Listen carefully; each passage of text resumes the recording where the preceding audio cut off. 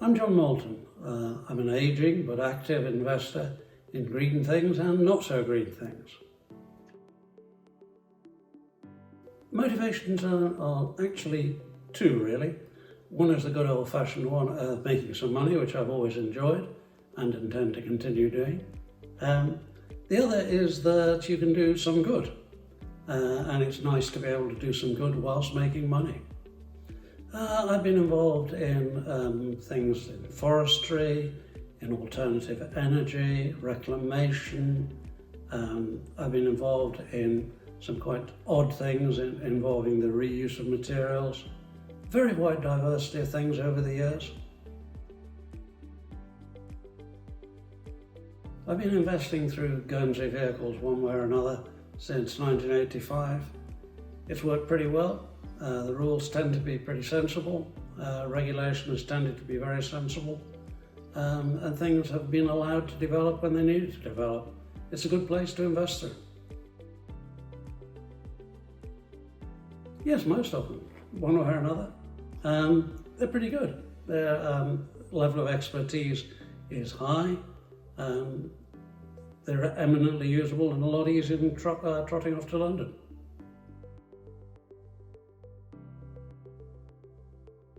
At the moment, it's growing very quickly.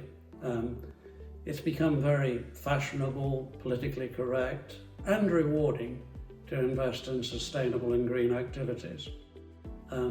Because people are investing in green things, green assets are going up in price, so you get an increased performance. So you get a virtuous circle driven by good old-fashioned profit as much as by anything else. People are merely doing the things that actually make them more money. For most family offices, profits remain the main game. If they can do it and do some good at the same time, they like that. Some family offices are more genuinely green, sustainable first, profit second, but they are very much a minority. I see the pressure from right the way up and down.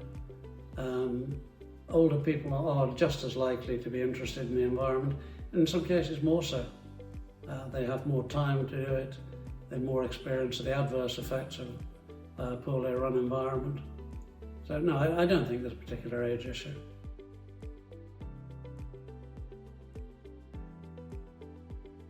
Intelligence, access to assets, sensible pricing, responsive, hardworking, same things you look in most things in life actually.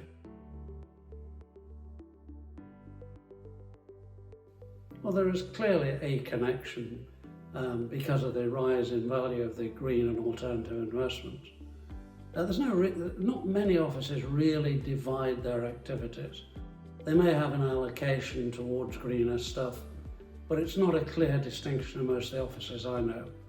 I know one where there is such a very clear distinction, but that's unusual. Most people are into mixed motives, making money and doing some good at the same time.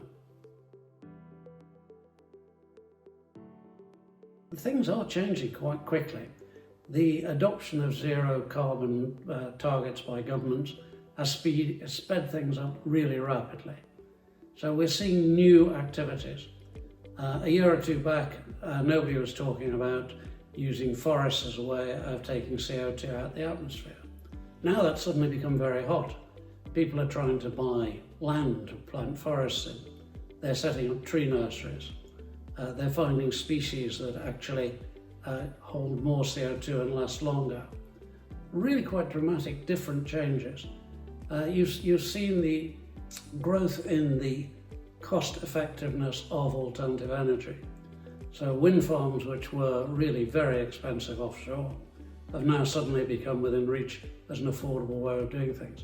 Things are changing and evolving rapidly. Battery power, all kinds of ways of heading to that net zero are coming in, some of them very non-traditional. Improving our agricultural practices is something which again wasn't a green activity of any significance 2 or 3 years ago. Now it's really live. It's very exciting.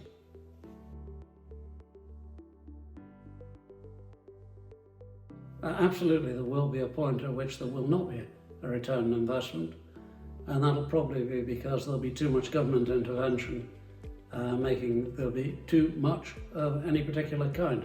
Alternative energy is a complex game. Solar's great, but the sun doesn't always shine. Wind's great, but the wind doesn't always blow.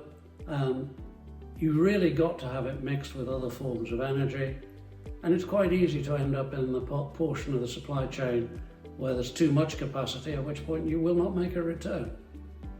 Now, it's not easy green investing at all, and picking out what's truly green as opposed to what's painted green is sometimes difficult as well.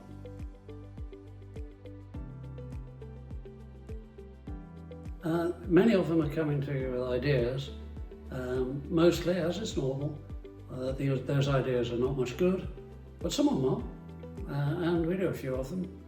I've probably got about 15 types of green alternative energy type investment in my family office.